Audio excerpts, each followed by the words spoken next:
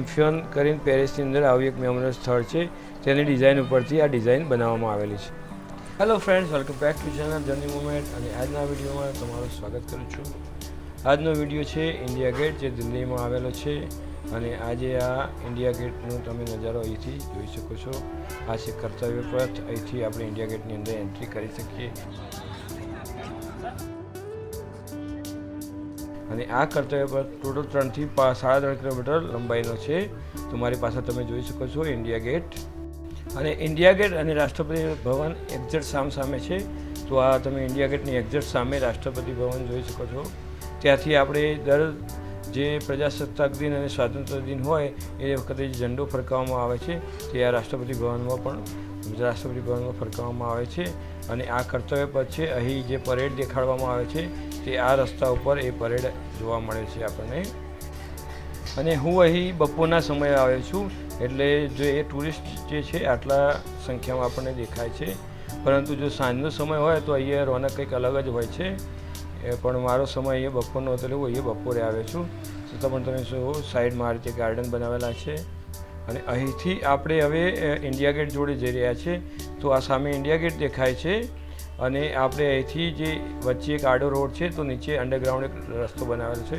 ત્યાંથી અંડરગ્રાઉન્ડમાં રસ્તે થઈ અને આપણે સામેની સાઈડ ઇન્ડિયા ગેટે જવાનું છે. તો અહીંયાથી સાઈડમાં રસ્તો છે, ત્યાંથી આપણે ઇન્ડિયા ગેટ જઈશું. આ એ અંડરગ્રાઉન્ડ રસ્તો છે, ત્યાંથી આપણે અંદર થઈ અને સામેની સાઈડ જવાનું છે. અહીંયા અંડરગ્રાઉન્ડ એટલે છે કે વાહન વ્યવહારના ઘણા બધા આડા રસ્તાઓ છે, તો તેને પાસ કરવા માટે અમુક જગ્યાએ અંડરગ્રાઉન્ડ રસ્તા બનાવેલા છે. અને એ અંડરગ્રાઉન્ડ રસ્તો આપણને એકદમ ઇન્ડિયા ગેટની નજીક લઈ જશે. અને અહીં આ પાણી ભરેલું છે, તમે જુઓ. આ ઇન્ડિયા ગેટથી જે રાષ્ટ્રપતિ કર્તવ્ય પથ બનાવેલો છે તેની બંને સાઈડ આ રીતે પાણીના હોજ આપણે ફુવારાવાળા તમને જોવા મળે છે. અને આ એ નવો કર્તવ્ય પથ બનાવે એની ઇન્ફોર્મેશન છે. અને આ કર્તવ્ય પથ માટેનું જે ઇન્ફોર્મેશન છે તે છે આ બધું. અને હવે આપણે અંડરગ્રાઉન્ડ ટનલમાં થઈ અને સામેની સાઈડ જઈ રહ્યા છીએ. તો આ રીતની આ ટનલ છે, જે રસ્તો બનાવે છે. સામે આડા રસ્તા છે જે વાહન વ્યવહાર માટેના છે, તો તેને આપણે નીચેથી આ રીતે પાર કરી શકાય. આ રીતે ચાલીને આપણે નીચેથી આ રીતે પાર કરવાનો છે. અને હવે આપણે બીજી સાઈડ આવી ગયા છીએ, જ્યાં ઇન્ડિયા ગેટની નજીક આપણે પહોંચી ગયા છીએ. તો બંને સાઈડમાં આ રીતની ગાર્ડન બનાવેલા છે, તમે જોઈ શકો છો. ખૂબ જ સુંદર અને સરસ જગ્યા છે આ. અને આના લોકેશનની વાત કરું તો આ ઇન્ડિયાની અંદર દિલ્હીમાં સ્થિત છે આ ઇન્ડિયા ગેટ.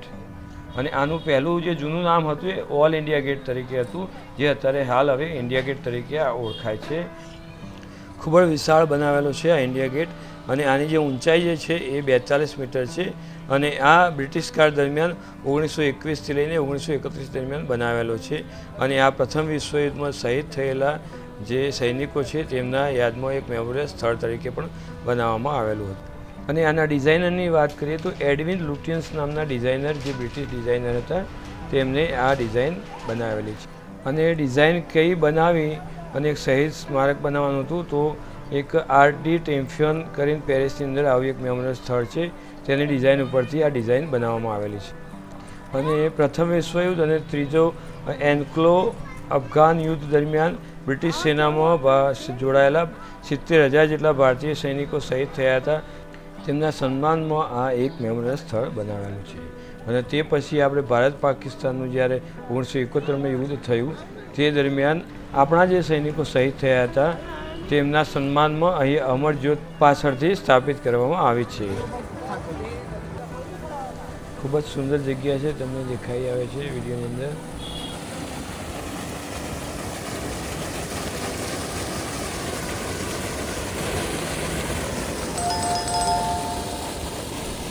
આ ઇન્ડિયા ગેટની સાઈડનો ભાગ છે,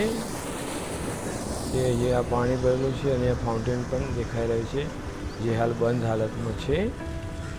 અને આવું આ કર્તવ્ય પથ અને ઇન્ડિયા ગેટની આજુબાજુ ઘણી બધી જગ્યાઓ આવી સુંદર આવેલી છે.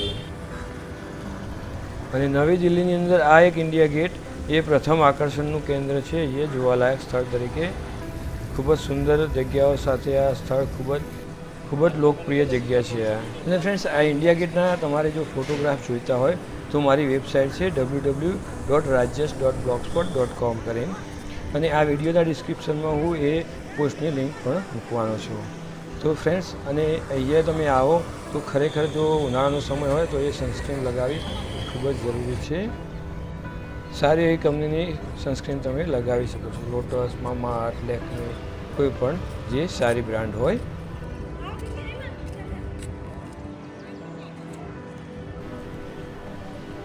એક્ઝેટ ઉપર ઇન્ડિયા લખેલું છે, જે બંને સાઈડ ઇન્ડિયા લખેલું છે. અને એક્ઝેટ અહીંથી સામે આપણને દેખાઈ રહ્યું છે રાષ્ટ્રપતિ ભવન, જે 3 કિલોમીટર દૂર છે અહીંયાથી. છતાં પણ સીધી રેખામાં હોવાથી અહીંયાથી સીધું જ આપણને નજરે પડે છે.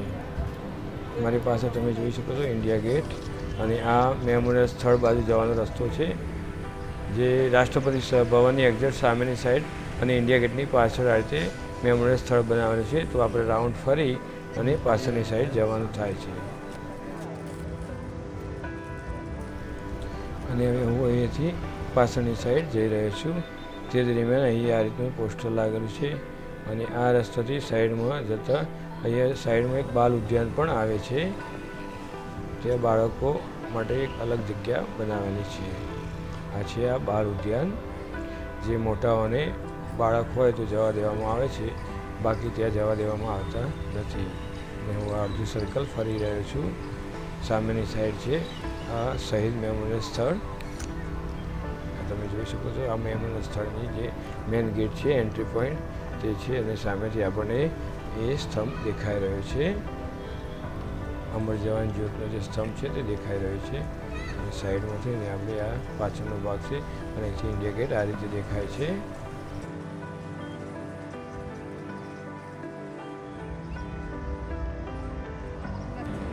મેમોરિયલ સ્થળ જવા માટે અહીંયા અલગથી એક સાઈડમાં જે ગેટ બનાવેલો છે ત્યાંથી સિક્યુરિટી ચેક થઈને પછી તમને અંદર જવા દેવામાં આવે છે. નેશનલ વોર મેમોરિયલ, અહીંયા આજે સિક્યુરિટી ચેક પણ થાય છે. અને આપણે હવે એન્ટ્રી કરી છે અંદર. આમાં કોઈ ચાર્જિસ નથી, પણ સિક્યુરિટી ચેક ફરજિયાત છે.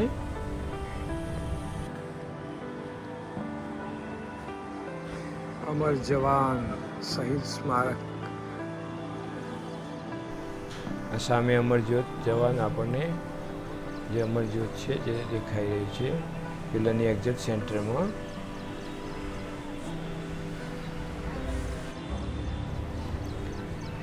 અને આ રાઉન્ડ આકારમાં સાઈડમાં બનાવેલું છે, ત્યાં અલગ અલગ સ્મૃતિ લગાવેલી છે. અને આપણે એ રાઉન્ડમાં અંદર નીચે ઉતર્યા, અને તમે જોઈ શકો છો આ રીતનું એ રાઉન્ડ શેપ બનાવેલું છે. અને વચ્ચે આ રીતે અમર જવાન સ્તંભ ઊભો કરવામાં આવેલું છે. અને આ એક સ્મૃતિ, દરેક વાર વખતની અહીંયા એક સ્મૃતિ ચિત્ર બનાવેલું છે, તમે જોઈ શકો છો. અહીંયા લોંગેવાલા કી લડાઈ,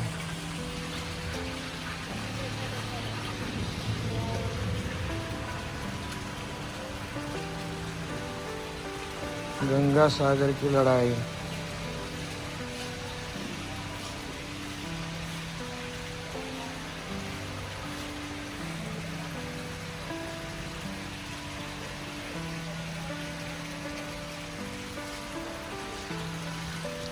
तिछवाल की लड़ाई,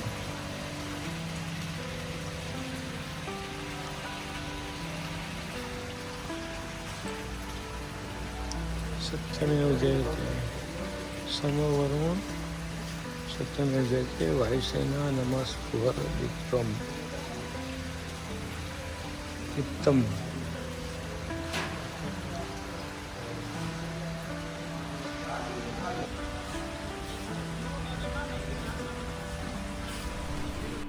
સામે આ જે સિપાહી ઊભો છે જે ખરેખર એક પૂતળું નથી, પણ સાચો જીવિત સિપાહી ઊભો છે. મને પહેલાં એવું લાગ્યું કે ભાઈ સિપાહીનું પૂતળું છે, પણ એવું નથી. આ એક જીવિત સિપાહી છે. અને આ ખડે પગે અહીંયા એકદમ ઊભા રહો હલ્યા વગર, ખૂબ જ કઠિન કામ છે. મને તો પહેલી વખતમાં એવું લાગ્યું કે એ પૂતળું ઊભું છે, પણ ખરેખર ત્યાં જીવિત સૈનિક ઊભો હતો. હવે એની બીજી સાઈડ હવે એક્ઝિટ પોઈન્ટ છે, ત્યાંથી આપણે એક્ઝિટ થવાનું છે. ત્યાં પણ અહીંયા એક સર્વેરિયસ શોપ આવેલા છે, જે તમે ખરીદી કરી શકો છો. અને ત્યાંથી પછી આપણે એક્ઝિટ થવાનું છે, જે પાછું એક્ઝિટ પણ ઇન્ડિયા ગેટના અંદર જ ઇન્ડિયા ગેટ જે છે ત્યાં જ એક્ઝિટ થવાય, એકદમ બહાર રોડ ઉપર નીકળાતું નથી. આ ઇન્ડિયા ગેટની બીજી સાઈડ પણ આ રીતની જ ડિઝાઇન છે, જે પેલી સાઈડથી આપણે જોયું, હવે આ સાઈડથી આપણે ઇન્ડિયા ગેટને આપણે જોઈ રહ્યા છીએ. ચારે બાજુ ફરતા આપણને ઇન્ડિયા ગેટનું સીન જોવા મળ્યો. આ ઇન્ડિયા ગેટ, પછી આ વચ્ચે આ રીતનો રોડ છે, સામે પેલી સાઈડ હવે જવાનું છે તો અહીંયા અંડરગ્રાઉન્ડ એક રસ્તો બનાવેલો છે, ત્યાં થઈને જવાનું છે. આપણે આ અંડરગ્રાઉન્ડ રસ્તાથી ઇન્ડિયા ગેટ ગયા હતા, હવે એ રસ્તેથી આપણે પાછા આવીએ છીએ. અને વચ્ચે આડા ઘણા બધા રસ્તા છે જે વાહન વ્યવહાર માટેના, જે કર્તવ્ય પર 3 કિલોમીટર લાંબો છે, તો વચ્ચે 4 થી 5 વખત આડા રસ્તા આવે છે. અને હવે આ અમે ગાર્ડનમાં બેઠા છીએ હાલ. અને આ રસ્તા જે આડા રસ્તા છે ત્યાં ઘણા નેતાઓની ગાડીઓ વારે ઘડીએ અવર જવર કરતી હોય છે અહીંયા. અને રાષ્ટ્રપતિ ભવનની વાત કરીએ તો રાષ્ટ્રપતિ ભવન પણ બ્રિટિશ કાળ દરમિયાન જ બનાવવામાં આવ્યું હતું, જે 1912થી લઈને 1929 સુધી બનાવવામાં આવ્યું, એટલે ટોટલ 17 વર્ષ લાગ્યા હતા રાષ્ટ્રપતિ ભવન બનાવવા માટે. અને આપણને સ્વતંત્રતા મળી પછી આને રાષ્ટ્રપતિ ભવન જાહેર કરવામાં આવ્યું. અને હું હવે રાષ્ટ્રપતિ ભવન બાજુ જઈ રહ્યો છું, જે વચ્ચે એક આડો રોડ આવે છે જેને હવે ક્રોસ કરી રહ્યો છું. અને હવે સાઈડમાં પછી બગીચા છે ત્યાં જઈને બેસવાનું છે. ત્યાંથી અમે બેસવા દરમિયાન પણ ઘણા નેતાઓની ગાડીઓ પસાર થઈ, તે પણ અમને જોવા મળી. હું ઇન્ડિયા ગેટથી ઘણું 1 થી 1.5 કિલોમીટર ચાલ્યા પછી હું આટલો નજીક આવ્યો છું રાષ્ટ્રપતિ ભવનની. તે અહીંયાથી આ રીતે થોડું નજરે પડે છે રાષ્ટ્રપતિ ભવન, તમે જોઈ શકો છો વિડીયોમાં.